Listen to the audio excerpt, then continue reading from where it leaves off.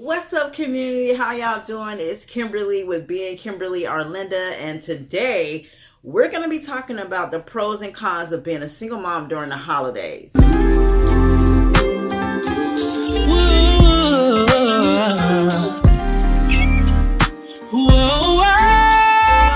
To get started, I just want to give a little bit of background about myself and how I became a single mom. I am Kimberly. If you're new here, ever since the pandemic hit, we were sent home and I became a permanent work from home mom, which I really enjoy. I have 3 boys, one who's incarcerated, who's 20, one who's in high school, who's a senior, and the other one is a 4-year-old toddler named Prince, who you guys see very often on my channel. So I became a single mom most recently after my last relationship ended due to deportation. My husband at that time decided that he wanted to start another family in his native country, which left me to be here in America raising the 4-year-old by myself. It was not the intent that we had. Life happens, and here we are. As my other 2 kids, my older son, we never got married, and we broke up well before my son was even born, and he has had little communication with him ever since. And my middle son, I was married to that father, but that relationship ended as well. I have been a single mother for about 20 years on and off, give or take. So at this point in time, I completely support myself. My older kids don't really talking about in this situation. I'm talking about my younger son who's 4 years old, okay? So my child does not have any financial support, no child support. He does not have any co-parenting situation going on where he gets to go to his father's house for the weekend or anything like that. So I am completely on my own when it comes to raising my toddler. If you are that type of mom where you're not getting any support and you don't have a whole lot of communication with your kid's father or a co-parenting situation with your kid's father, I know you can relate. What's up, girl? I'm in the mix with you. Okay, if you're not that type of mom and you do have a very good co-parenting relationship and you do get, the child support and things like that, like, you can still relate to some of this. You can still relate to all of this, to be honest, okay? So we're going to start with the cons first, get the bad stuff out the way. Number 1, it's going to be the money. It's going to be the income. That is the worst part of being a single mom.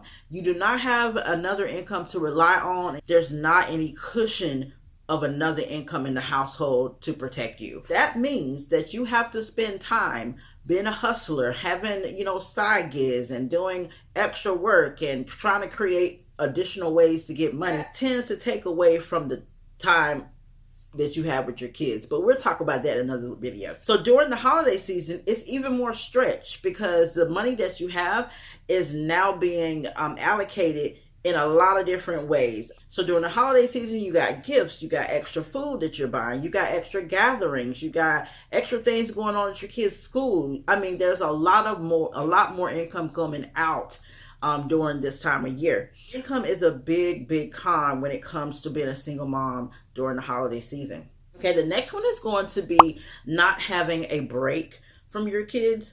So if you are the type of mom like me where you don't get the chance to send your kids off for the weekend or to the grandparents' house or whomever, you were with that child 24/7, and during the holiday season when you want a break and when things are getting hard and when you have stress at work and then you have to figure out all your bills and how you're going to get gifts and things like that, it could be overwhelming and you could really need a break. And a lot of times you don't have that luxury of relying on your partner to be able to be that person that gives you a break. Which leads me into number 3. Okay, number 3 is going to be all that stress, honey. Okay, you're dealing with all that stress by yourself. You not only during the holiday season are you dealing with the stress of buying gifts and your financial stress, but you're also dealing with just the normal everyday stress. Your car breaking down, stress at work, maybe COVID-19 is out here, family gatherings, trying to decide whether you should do a family gathering or you shouldn't do a family gathering because of COVID-19 or because of maybe it's extra money or whatever. It's just a lot of extra stress that you are dealing with as a single person, and everybody is relying on you to make it to you know, everyone is depending on you. And I say everyone, I mean your kids, your job, your other family members, your friends.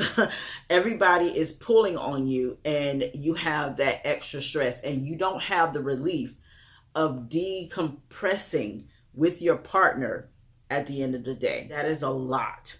That is a lot to process for one person by yourself during the holiday season. We all know that during the holiday season is a heightened time for suicide, anxiety, depression.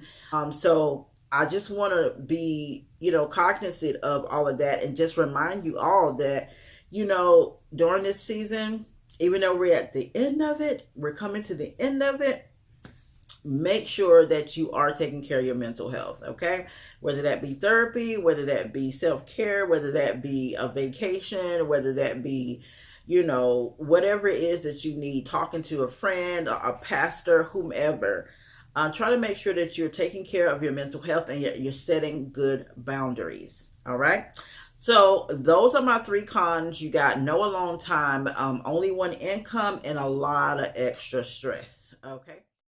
Move on into the pros. Let's end it on a good note. One pro that I want to kind of highlight first is the fact that during this time of year, honey, you can get a lot of sympathy from a lot of people with being a single mom. And some people will abuse this, and they will get a lot of extra stuff from a lot of like government agencies and things like that, where, you know, you got the angel tree, you got the what is it called?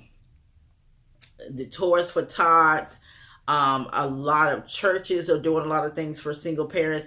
And I don't want to say it's just for single parents, because married couples also benefit from these programs.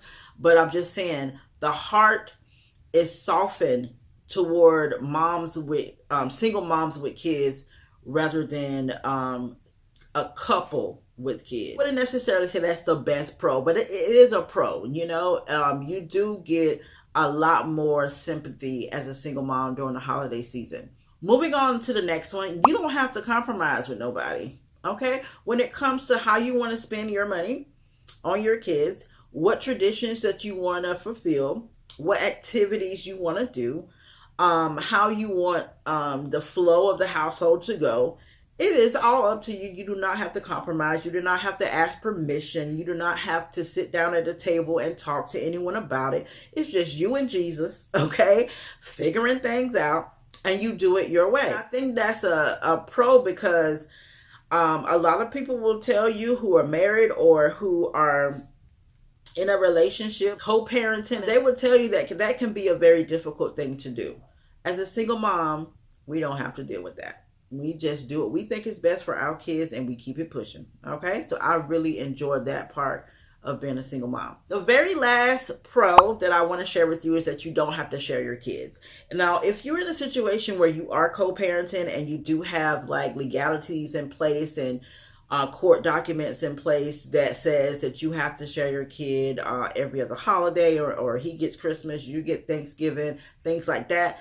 I'm not talking about that, because I don't have that luxury. And again, this a video is from my perspective. So from my perspective, I do not have to share my son with anyone that I don't want to share my son with. Okay. And I enjoy having the luxury of saying, of not having to share him right now. I think that situation is going to change in the very near future. When we start to visit Africa, where his dad is, we'll start to kind of communicate a little bit more as he gets older, where he may be spending more time in his dad's native country. And they are doing fireworks outside. Sorry about that. But for right now, I don't have to share him with anyone that I don't want to share him with. And I enjoy having him by my side during the holiday season, and not having to miss him and send him off somewhere during this time of year. Okay, So that to me is definitely a pro. Those are all my pros and cons that I have for you today.